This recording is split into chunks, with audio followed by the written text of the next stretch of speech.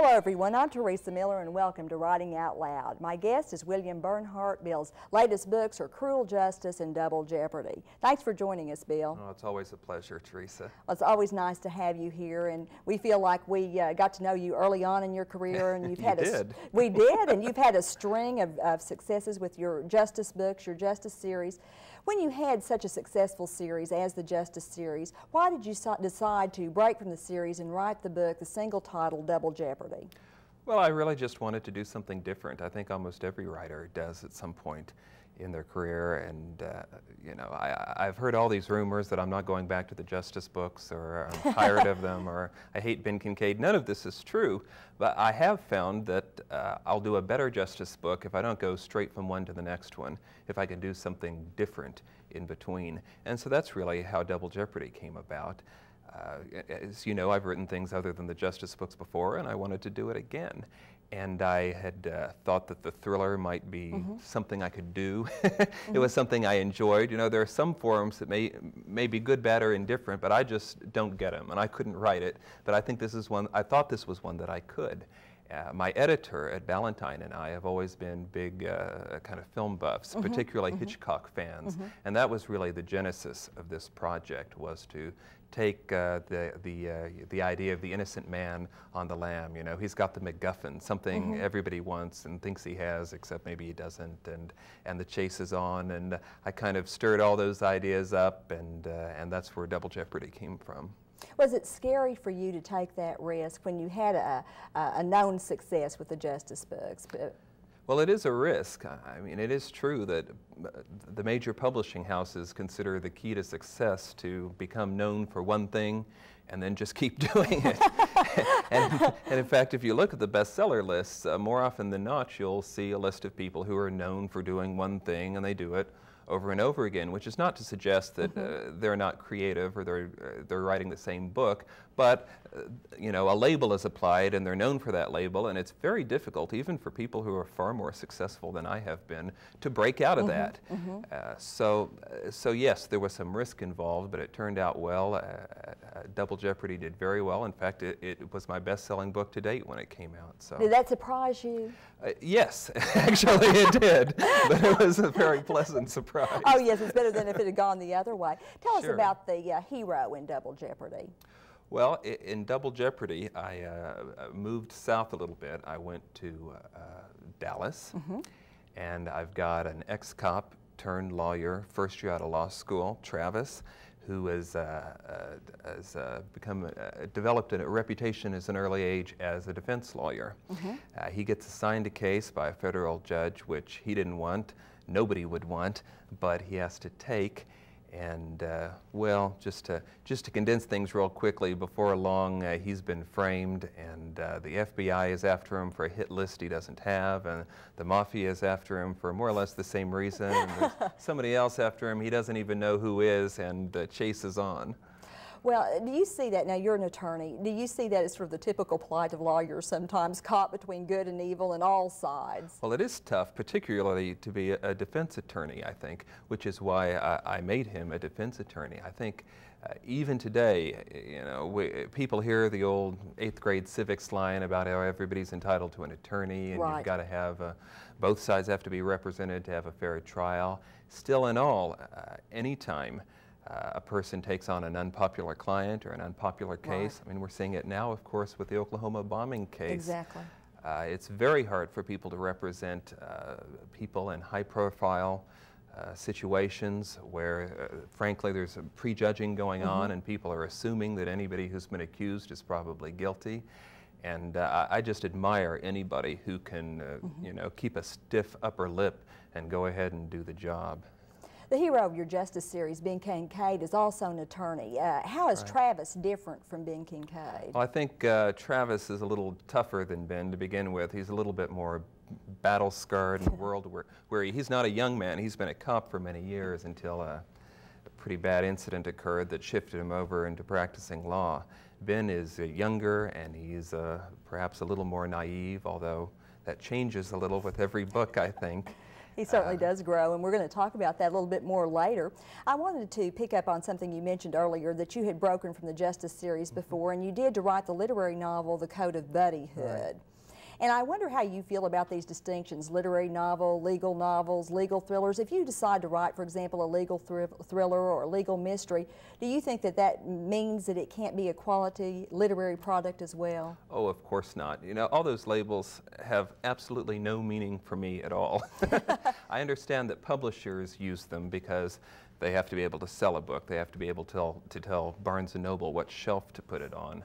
But to me, you know, when I sat down in my chair to type, did I use a different brain when I wrote The Code of Buddyhood than I used for Primary Justice? Of course not. To me, they were all just novels. Now, structurally, there may be difference. A popular novel, something that's intended to be maybe more plot-driven, whereas a book like The Code of Buddyhood may be more character-driven. But from my standpoint, I apply the same criteria of what makes a good book, which should be a strong narrative and good characters. And even a book like The Code of Buddyhood, which you're nice enough to call a literary novel, I want to be engaging. I don't want it to be boring. I don't want it to be obscure and inaccessible. I want it to be just as much a pleasure to read as any justice book or any other kind of book. And so to me, there is no difference, I guess, is the answer.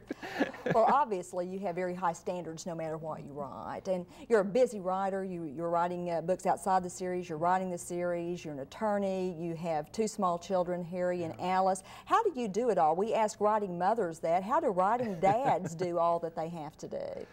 Well, I think the answer is probably the same. I mean, it's always a time management problem.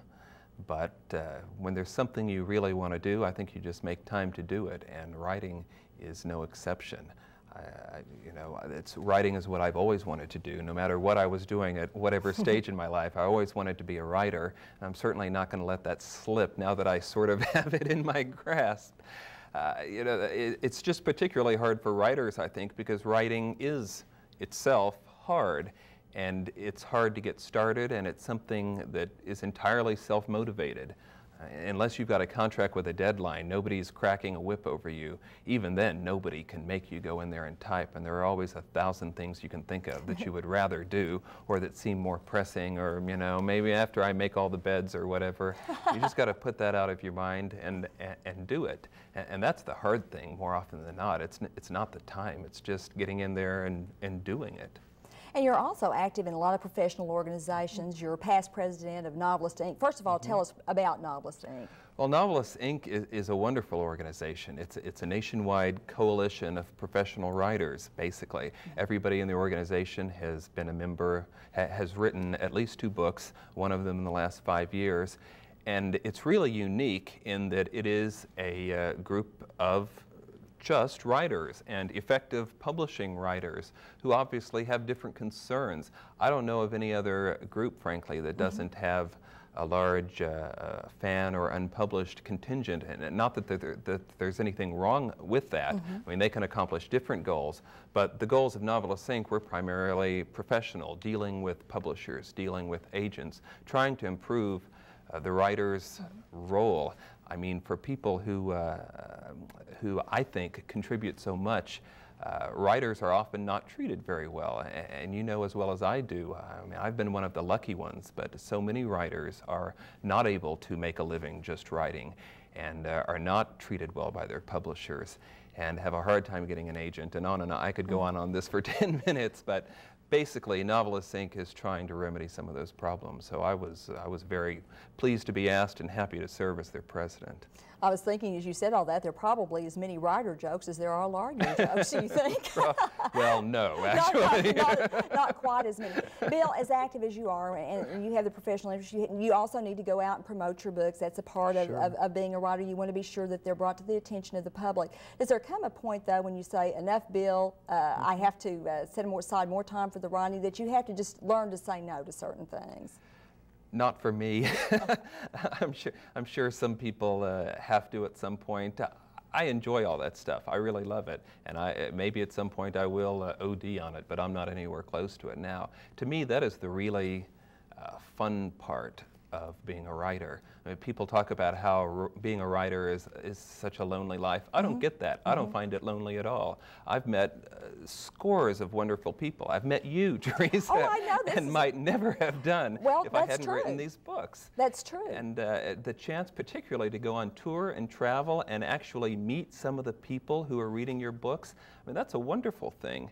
Hemingway used to talk about how writing is like dropping feathers in a well, which I take to mean that the writer's experience is so distanced from the readers that it's almost not there at all. It's like the feather fluttering down the well, and that's true. So anytime I can get out and actually meet people who you know, read my books, particularly people who are you know, affectionate and enthusiastic and read each one when it comes out. I mean, there is maybe I'm just kidding myself, but I like to think that the Justice books to some extent have a special flavor. I mean, there are ingredients that are unique because I'm the one who's writing it. And when people respond favorably to that, that tells me that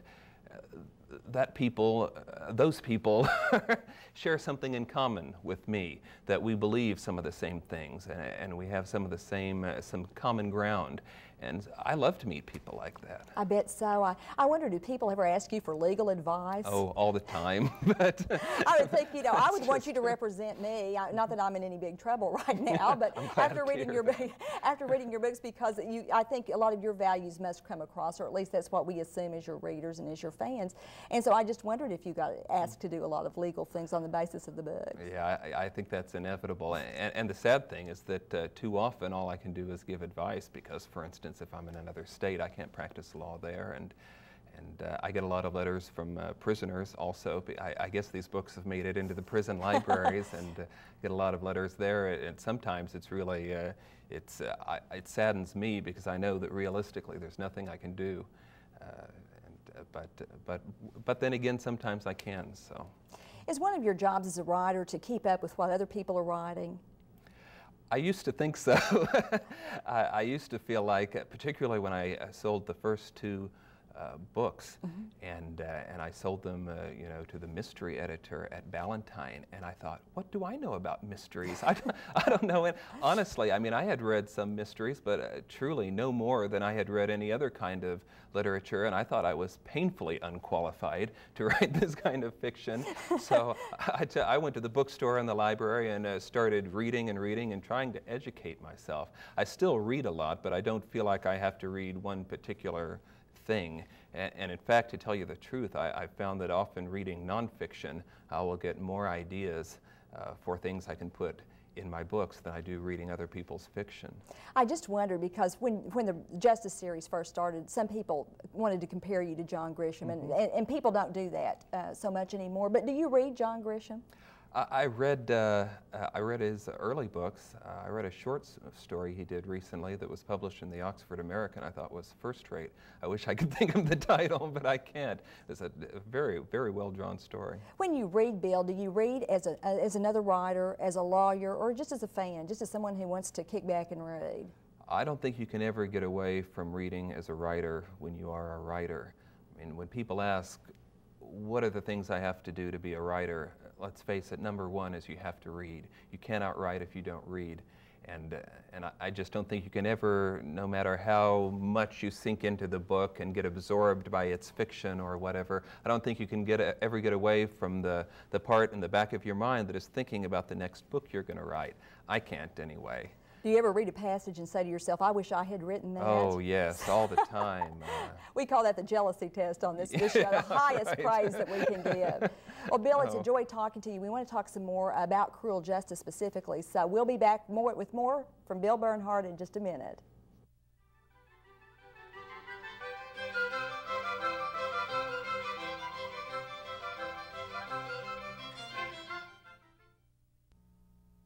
This is an RSU-TV encore presentation of Writing Out Loud.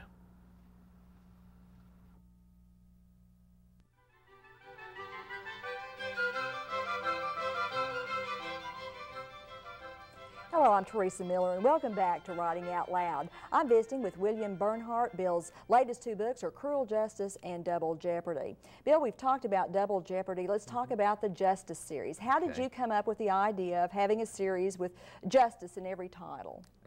Well, the title was really a collaborative effort with my publisher, who even from the first book wanted it to be a series. And wanted some kind of linking thread in the titles so that people would recognize that it was a series. And you know, they would see it and they say, oh, that's one of those Ben Kinkaid books. And you know, there are other series that have done similar things. And we went back and forth on titles. I can't tell you how long we went over. You know, I would be faxing them all kinds of titles. I'd be faxing them funny titles and serious titles because I didn't know what they what they would want. And this was early 1991. The John Grisham explosion hadn't occurred yet, so some of these things that probably seem obvious now were not at all obvious then. I didn't know how they would promote the book, and I was probably a very minimal help, if any. And I did finally submit some titles that were blank justice. But they didn't like any of my adjectives, and it was my editor, Joe Blades, who finally came up with the idea of primary justice for the first one, because it was the first one, and we've gone ever since. How many justice books have you done now? Well, Cruel Justice is the fifth. The fifth, and so you become a veteran with justice. Does the fact that justice is going to figure in your titles influence you at all? I mean, have these books become maybe a quest for justice for you? Well, I think that's a good way of putting it. I mean, to some extent, I don't want to make them sound repetitive, but to some extent, each book is Ben Kinkaid attempting to find some measure of earthly justice, even when the system doesn't cooperate, or the people don't cooperate, or the truth is not always immediately apparent. But regardless of the circumstances, Ben is always in there trying. Is fictional justice more attainable, do you think, than real-life justice? Oh, well, of course. That's why people read novels. I mean, there's the whole business of the tidy tying up of the loose ends at the end, which to some extent is artificial, but it's necessary for a novel, and I think it's part of the appeal of a novel. If I want to, I can make everything work out right at the end, and that's very difficult to do in real life sometimes.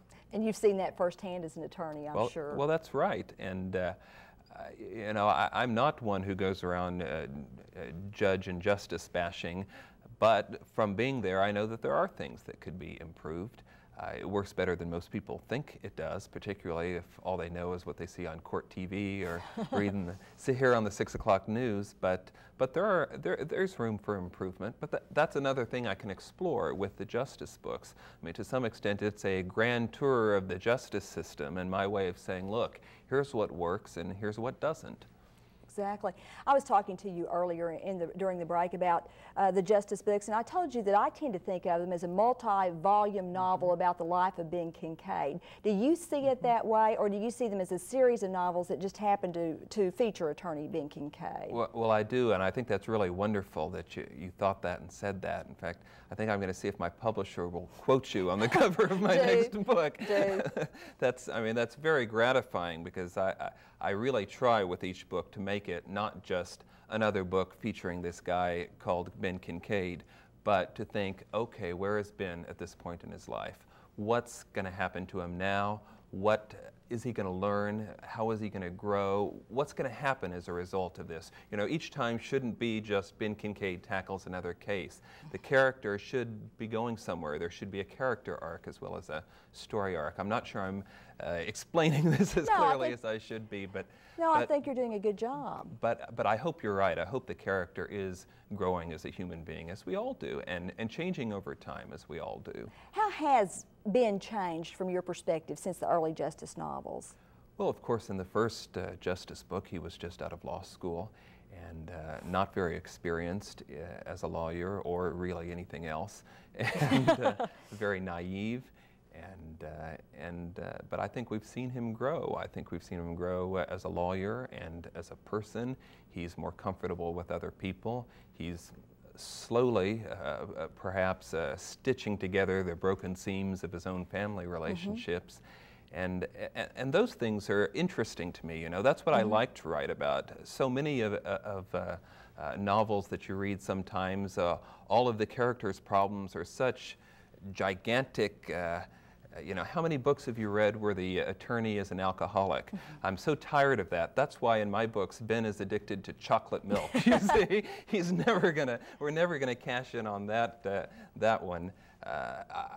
Things like family and relationships with other people, I think that's a lot easier for people to relate to, and I think it's a lot truer to the experience most of us have had, and that's why I like to write about those things. Do you think that Ben has redefined his notions of what it is to be a successful attorney? Yes, I think clearly. I think certainly when he left the law firm at the end of primary justice, he had some different ideas about what he wanted to do with his life. I think so too. And one of the points I was going to make about the series itself is it seems to me that you become more comfortable handling social issues in the novels. And do you feel as a writer that you have some social responsibility to tackle some tough issues? For example, in the book just prior to Cruel Justice, Perfect Justice, which by the way won the Oklahoma Book Award, you dealt with hate crimes. And in Cruel Justice, you're dealing with child molestation, pornography, racial tension. Do you feel like you have a responsibility as an author and as an attorney now that you have this forum? It's something I want to do. It's something I like to do. I don't know if everybody ought to do it. I think there are several different things that you can accomplish with a good book, but it's something that I wanted to do. And it's actually been in all the books, but you're right, it's been more apparent as the series has progressed and as probably I've become more competent and more confident in what I was doing. But it's certainly, you know, it goes back to what I was saying about writers and readers. You know, I made a decision early on that I didn't know if I'd ever get there or not, but I wanted readers. You know, there is a reason why I write principally popular fiction, and it's because I want people to read my books. I want an audience. I feel like I have something I want to say, and I want people to hear it. And that's another reason why it's so special to me when I meet people or I get mail or phone calls in the middle of the night and hear from people who have read it. I feel like this is a real communion between the writer and the reader, and that we share something when I write the book and they're nice enough to read it. I just think that's really special. Tell us a little bit about the storyline in Cruel Justice. Well, in Cruel Justice, which as I said is the 5th book, Ben is tackling a 10-year-old murder. There's a fellow named Lehman Hayes, who's, when the story started, was a black teenager and is accused of murdering a South American woman in a posh Tulsa country club. He is mentally retarded, and as you know, in order to be tried in criminal courts, the court has to determine that you're competent to stand trial. The legal standard for that is you have to be capable of assisting in your own defense. Is Lehman capable? Well, the psychiatrists bat that around and bat it some more, and it takes 10 years, which is not at all unrealistic. In fact, this case is based on a real case. Finally, they determine that he is, and it gets sent up to court, and Ben takes the case, and so here he is trying to determine what happened 10 years ago before he even lived in Tulsa, you know, when all the witnesses have disappeared or forgotten and the evidence is lost and everything is much harder than it would otherwise be. We also noted earlier that the book deals with child molestation. That must have been hard for you as a parent to write some of the scenes that were fairly graphic. It was, but in a sense that's why I wanted to write it, if you know what I mean. I mean, there are some real misperceptions out there about child molesters, and without going on and on about it, too often I think the parents who are looking for this stereotypical drooling guy in a raincoat hovering outside the playground will totally miss the upstanding, you know, well-dressed youth advisor or counselor or whatever kind of person, because they've usually found some position that will put them in contact with children and will miss the real threat. And that's the information I wanted to get out. That's why I wanted to write about it. By the way, the book is dedicated to both your father and your son, which I think is nice because Ben's having some problems with his father in the novel, and you make it clear that you're not. Do some people sometimes confuse you with Ben Kincaid? Well, all the time, but you know, that's natural, that's understandable. Although I don't think until the first book was published I realized the extent to which people would see not only me as Ben, but then by extension Ben's mother is my mother and father is my father, and you know, on and on. to everybody I've ever met. At some point, you just have to put that out of your mind, because if you think about that, you're never going to be able to write anything. And how could I write a bad scene with Ben's father, thinking that, you know, people are going to compare it to mine? You just got to block that out of your head. Even though it's a very serious book, there's a lot of humor in Cruel Justice. Do you need that, or do you put it in there for the reader? Well, it's what I like. I mean, that's what I like in books, and when I try and write one, I try and think, you know, what do I like, and what seems real to me. To me, a novel should be a reflection of life, and life is sometimes funny and sometimes tragic, and everything in between, and so I try and put all that in a book. In part, that's, I think, one of the things that distinguishes the Justice series from other mysteries or thrillers out there, and sometimes people like it, and I'm sure sometimes they don't. But it tells me something when you know, I used to worry that you know, this might be different. What will people's reaction? That's another reason to talk to people, because it's clear to me that the people who are reading my books enjoy the humor. So I'm going to stick with it. As we've already discussed, you point out some of the inequities of the justice system, and then on the cover of the book it says Oklahoma justice. Well, now you're not just talking about Oklahoma justice in this, are you? No, of course not.